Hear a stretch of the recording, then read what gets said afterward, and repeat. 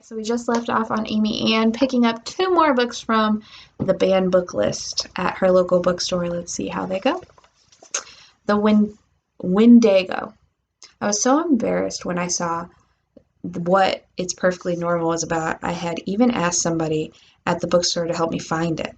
I could have died. As soon as I saw what it was, I put it back on the shelf really fast and ran away.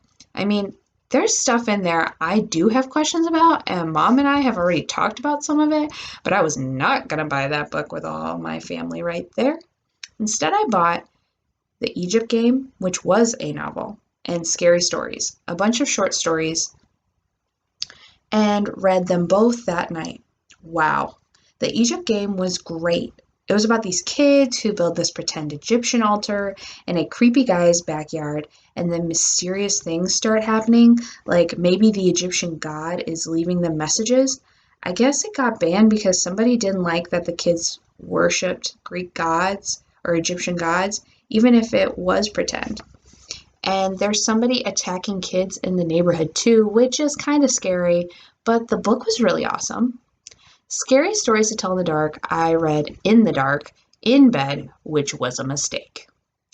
Oh my gosh, I'm still shaking. There's a story in there called The Red Spot about a girl who has a spider crawling on her face. That's bad enough.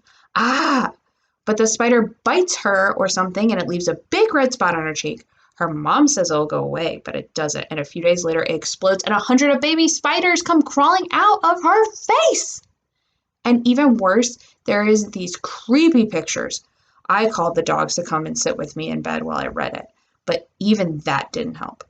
In another story called High Beams, a woman driving a car at night can't figure out why the car behind her keeps flashing its high beams at her.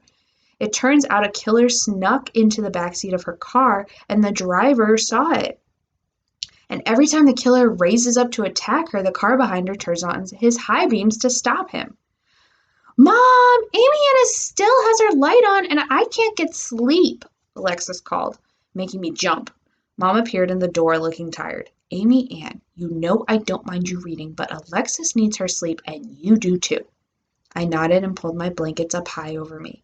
I was shaking so badly I could barely hold my flashlight. But I still wanted to read another story. I turned to the one called The Wendigo.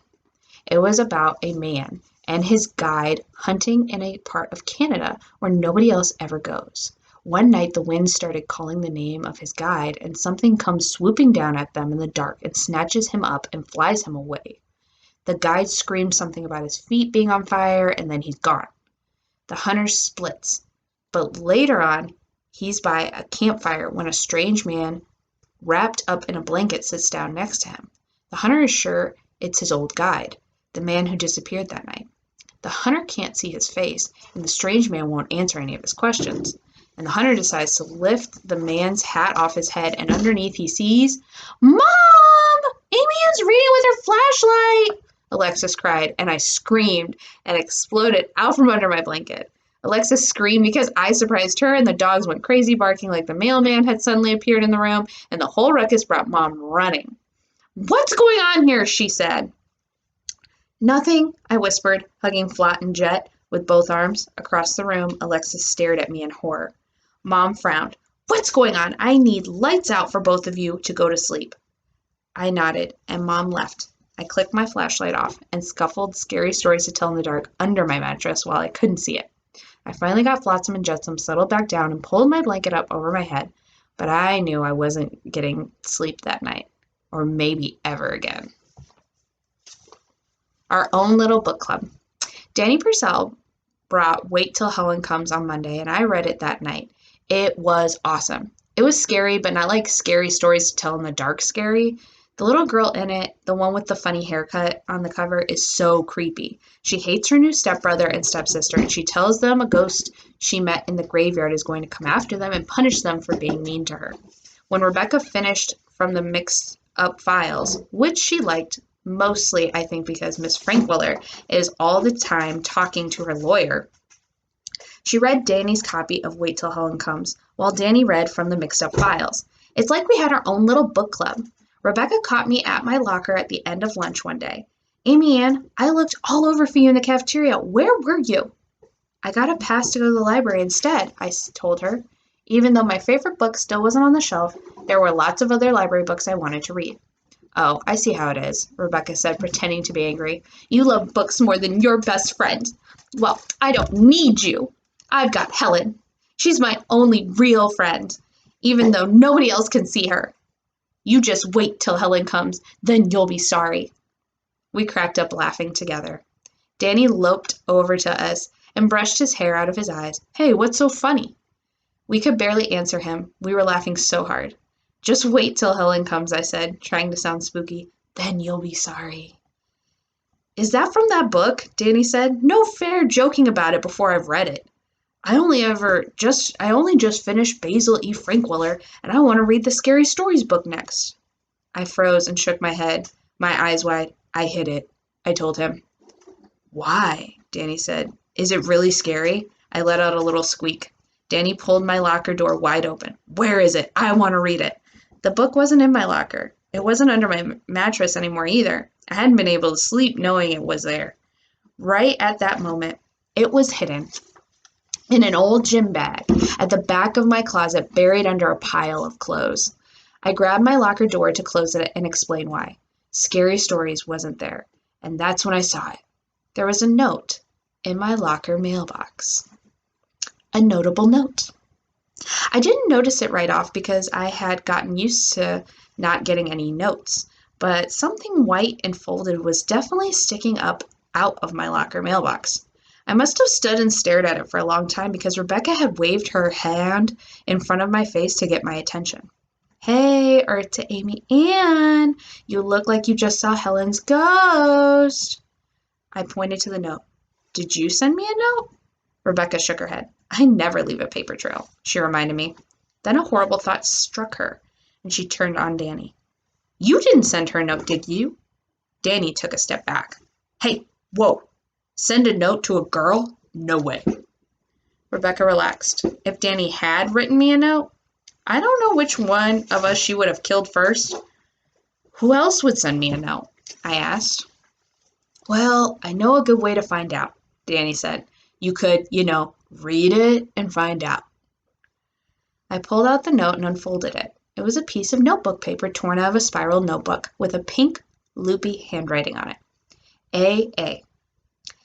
Danny said you have the Egypt game. Can I read it? Jana. It's from Jana Park, I said. She wants to borrow the Egypt game.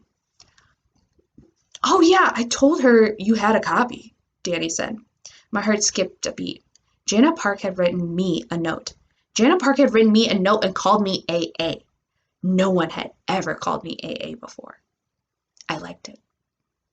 Jana was one of the girls who was always following Danny around. Like Rebecca, Jana probably liked Danny's hair as much as she did, or as much as he did.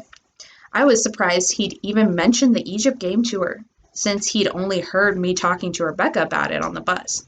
But I was excited that someone else wanted to read it. Good books shouldn't be hidden away. They should be read by as many people and as many times as possible. I wrote a note back to Jana and stuck it in her locker before going back to class. Jana, sure, I'll bring it tomorrow. A.A. Jana came to my locker the next day after lunch, and I passed her the Egypt game in secret like we were in a spy movie. Thanks, she said. Then she stood there and didn't leave. You're welcome, I said. She still didn't leave. What is it? I asked her. Jana looked around and then said quietly, Do you have any of the other books? If I wanted to read any of them.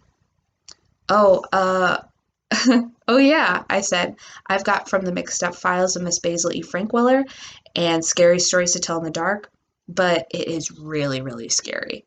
And Danny's got Wait Till Helen Comes, but he probably already told you that. Oh, Jana said. Is that all? She looked in my locker, as though the other books might be in there. She was disappointed. I could tell, and suddenly, the only thing I wanted in the world was to please her, because she had written me a note, and she had called me A.A. Those are the only ones I have now, I told her, but if there's another one you want to read, I can probably get it. I'm saving up. I ran through the titles in my head. Is Are you there, God? It's me, Margaret." She shook her head and felt a little relieved. I was still a little afraid of that one. "Is it Harriet the Spy?" She shook her head. "Goosebumps? No. Junie B? No. Matilda? No. What else could it be? It couldn't be.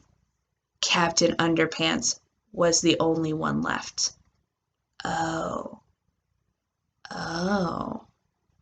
She wanted to read that one? Rebecca popped up beside me, and Jana and I jumped. "'Kay, thanks, bye," Jana said, and she hurried away. "What was that all about?" Rebecca asked. Jana borrowed the Egypt game from me, but I think she wants to read a different one of the banned books instead. "Which one?" I whispered. "The sex book. It's perfectly normal." I grabbed a braid and held it close to my mouth. "But I can't buy that one." "That was on the list," Rebecca said. "You don't have to buy that one. I've got it." My eyes went wide. She had a copy? "At your house?" I asked. "Yeah," she said. She acted like it was no big thing. "My mom gave it to me. I think that way I couldn't sue her one day for not telling me everything before I needed to know it." "Have you read it?" I whispered. Rebecca leaned in breathlessly. "Some parts." I wanted to ask her which parts and what it said, but I was too embarrassed. I jumped as Mr. Vaughn called us into class down the hall. "Will you bring it?" I asked her as we ran into class. Rebecca stopped at the door. "Okay," she said with a secret smile, and threw open the door and ran inside. With Rebecca's book and Danny's book and my book, I could have almost half of the books on Mrs. Spencer's band from the library sitting in my locker by tomorrow, where anybody could read them, not just me. Which is when I got an even bigger idea than the one I had before. The bigger idea. I cleared out the shelf in my locker, and on it I put my copies of From the Mixed Up Files of Miss Paisley Frankweller and Scary Stories to Tell in the Dark, Shiver, Danny's copy of Wait Till Helen Comes, and Rebecca's copy of It's Perfectly Normal, which I had only peeked at. Jana let me have a couple of old Junie B. Jones books she had at home, and Danny got his friend Parker to donate his whole collection of Goosebumps books. When Jana gave me back the Egypt game, I would have a total of 14 books. 14 books banned by Mrs. Spencer and her friends, free to borrow for any student who wanted to read them. And that's how the banned book locker library began. It still had 4 books to go to have all the banned books. Well, more than that, if you counted all the other Goosebumps books and Junie B. Jones and Captain Underpants books. But all I really still needed was Harriet the Spy, Matilda, Are You There, God? It's Me, Margaret, and Captain Underpants books. Then I'd have at least one of everything on Mrs. Spencer's list. But Mrs. Spencer wasn't done. When I went to the school library after school to hide out in my usual spot until the late bus came, Mrs. Spencer was there. Today she was wearing one of those pink matching tracksuits that nobody really goes running in, and she had another list of books. "More?" Mrs. Jones said. Her face turned the same color as her orange and white polka dot dress. "Honestly, Miss Spencer, have you read all of these books? Have you read any of them?" I pretended to be interested in the magazine rack near the front desk so I could listen. "I don't need to read them," Mrs. Spencer said. "Once I took my concerns to the school board. A number of other parents brought other books to my attention. I looked up reviews of those books online and decided these books weren't appropriate for the elementary school library." "You decided?" Mrs. Jones said. "I didn't realize you had a library and information science degree." Mrs. Spencer stood straighter. It added an inch to her height, but still not enough to come up to Mrs. Jones's level. "I don't need a fancy library degree to know what's right and what's wrong for children." "I see," Mrs. Jones said. "Let me just get you some request for reconsideration forms then." "That won't be necessary," Miss Spencer said. "I've already spoken to the members of the school board about these books, and they agree that they have no place at Shelbourne Elementary." "Well," Mrs. Jones said, "be that as it may, until I hear from the school board, these books will stay on the shelf."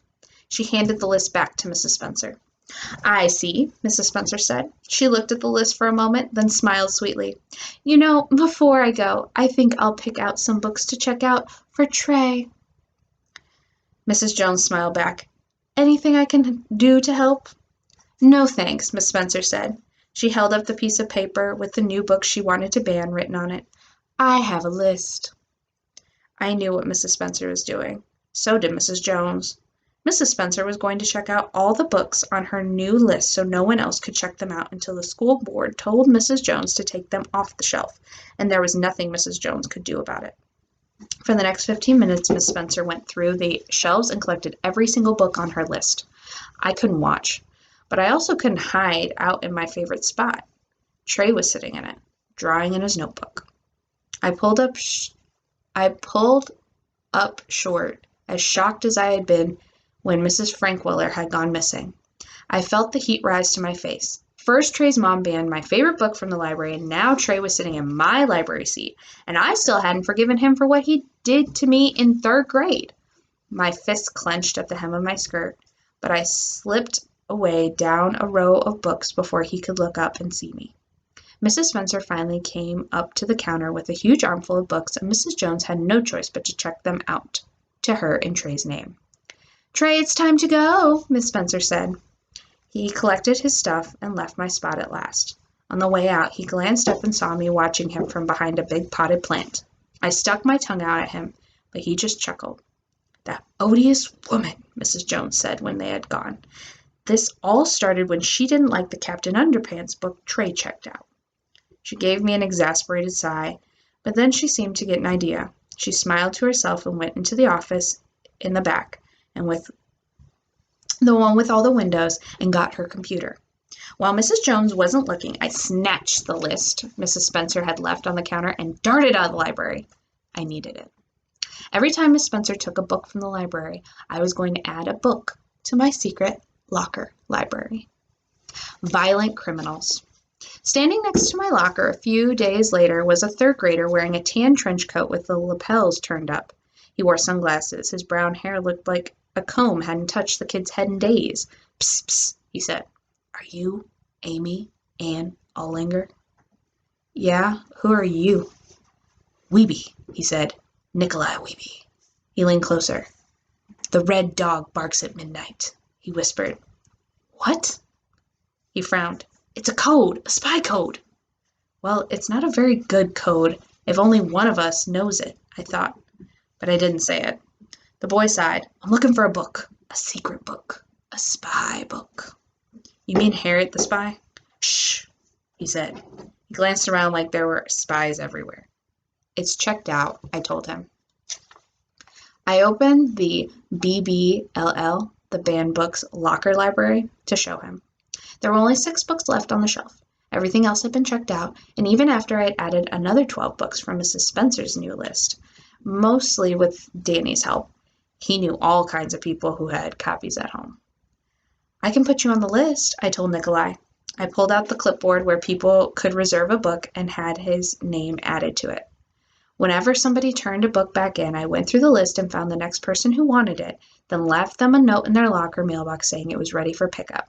My own locker mailbox had 3 notes in it, all from different people in my class and all asking to read one of the books. My locker mailbox was getting a lot more use lately. You should have a list, Nikolai said, of all the books you have, so people know what they can check out.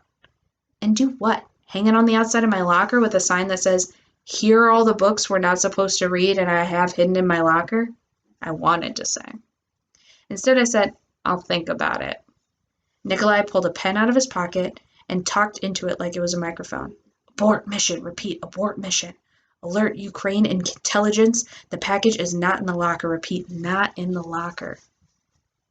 I closed my locker and saw someone watching me from behind another locker door further down the hall. It was Trey. They really were spies everywhere. Hey, I got you a new one, Danny said, making me jump. Nikolai was gone and Danny stood in his place. With one hand, he combed his helmet of hair into the exact place he wanted it, and with the other, he slid me a beat-up old paperback copy of My Brother Sam is Dead. I squeaked and stuck the book under my shirt. I glanced down the hall. Trey was gone. Had he seen Danny give me the book? If he did, the first thing he would do is run and tell his mom. I popped one of my braids in my mouth and sucked on it.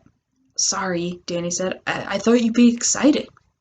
I am. Yeah, I'm sorry, I told him. I pulled the book out. I put it in my locker. It was one of the books off Mrs. Spencer's new list that I didn't have yet. Hottie's older brother had a copy of it, Danny said. He thinks he might have A Bridge to Terabithia too, somewhere in there. He's going to look for it this weekend. I'll let you know. I didn't understand why Danny was so into finding all the books on the list. He wasn't interested in reading them, like all of them, like some people were. I thanked him anyways and put the book in my locker. We had to get to class. Have you read any of the Wayside School books? I asked him. I think you'd like them. They're really funny. Danny flicked his hair into place. Cool. I didn't know you had any of those. I'll pick one up after school. I went into Mr. Vaughn's class, and he walked with me to my desk. Rebecca was already sitting at a desk beside mine. Hey, you've got so many books now. You need a list, Danny whispered. You know, to let everybody know what's in the BBLL. I know, I told him. Nikolai said the same thing. Right. And what's she supposed to do? Tape it to the front of her locker? Rebecca said. She gets caught, and it's a lawsuit time. I felt the quicksand opening up underneath me again. Lawsuit time? Sure, from all the parents whose children you've corrupted. Why do you think they've banned all those books to begin with? Because the parents think they're going to rot our brains and turn us into violent criminals. Danny ran his fingers through his hair. I don't know about you guys, but ever since I read Wait Till Helen Comes, I've been thinking about worshiping Satan. He's got some really good ideas. Don't joke. This is serious, I said. Is this serious, Rebecca? Aw, come on, Danny said. Nobody's going to sue you. Suspend you maybe, but not sue you. Definitely suspended, Rebecca agreed. The quicksand turned into water, and I sank to the bottom, desk and all. All right, tune in next time and see what happens.